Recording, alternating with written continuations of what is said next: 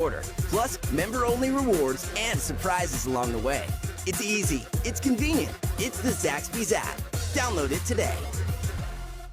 As you begin to head out, more and more you're going to notice people not wearing masks as the mask mandates continue to lift across the viewing area. For those who have hearing difficulty, that possibly could be a good thing because this last year has been a little bit challenging for them in understanding conversation easily. It's a good time for us to bring in Dr. Tiffany Ahlberg with Ahlberg Audiology, who's had this conversation, I'm sure, more than once or twice over this last year.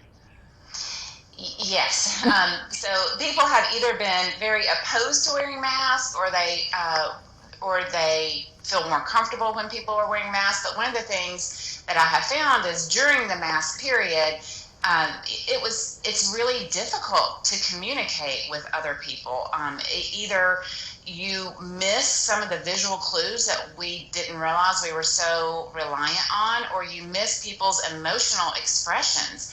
And so I think that now that people are seeing more of people's faces, it's going to get a little easier, but we're excited to be able to get out and interact with other people. I think we're all dying to do that. So, well, you know, it has been a little bit of a tricky walk because you don't want to offend anybody in any way, shape, or form. So we've had kind of a similar experience here with our guests on 3+U because we want them to feel very comfortable in their closeness to us, yet we want to protect our viewing audience who has the right to want to understand what our guests have to say. So it is a little tricky, but for those who do have a hearing difficulty, maybe especially those who've not yet gotten help for it through a hearing device, do you think that they either should feel free to ask someone occasionally if they don't mind dropping their mask if they're still wearing it, or can they do something on their end to look for other ways to understand the conversation?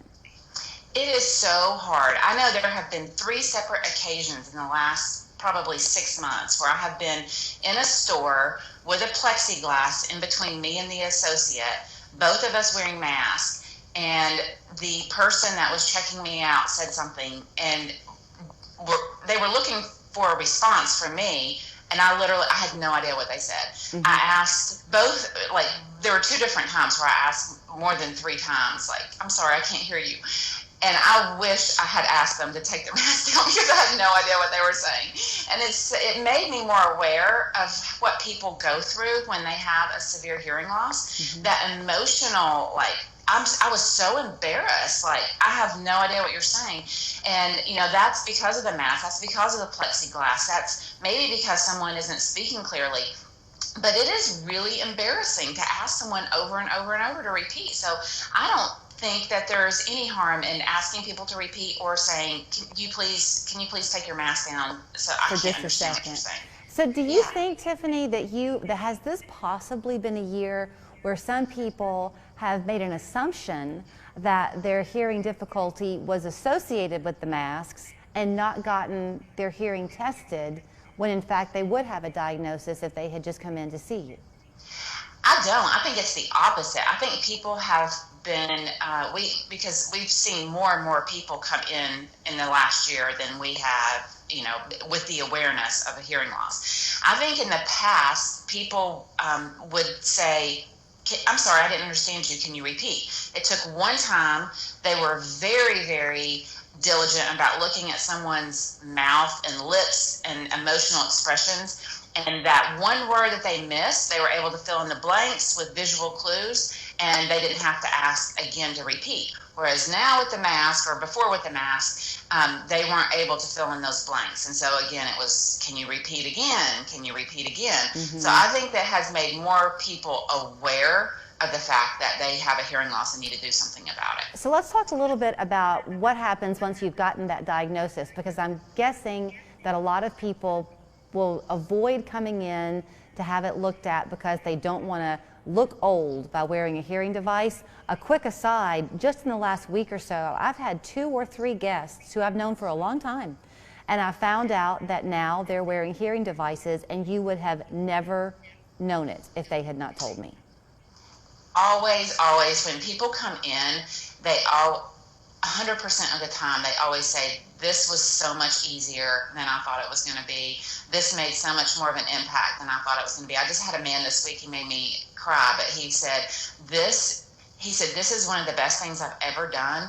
My confidence levels, he was trying, we let him try some hearing aids for a couple of weeks, and he came back and he said, my confidence levels have been so much higher. My quality of life is so much higher. He said, this is the best thing I have ever done for myself. And I mean, I really got teary-eyed. I thought, this is when I do my job. I love this, but it does. It makes such a difference. Well, and we talked with somebody about retirement earlier in the week, and the days of people, everybody, wanting to retire in their mid-60s is kind of shifting a little bit. More of us are wanting to work, I think, a little bit as we get older, but if you've lost your hearing, that can impede your functioning in your work environment, especially now with the remote workforce. So do you think getting those devices is going to help people that way too?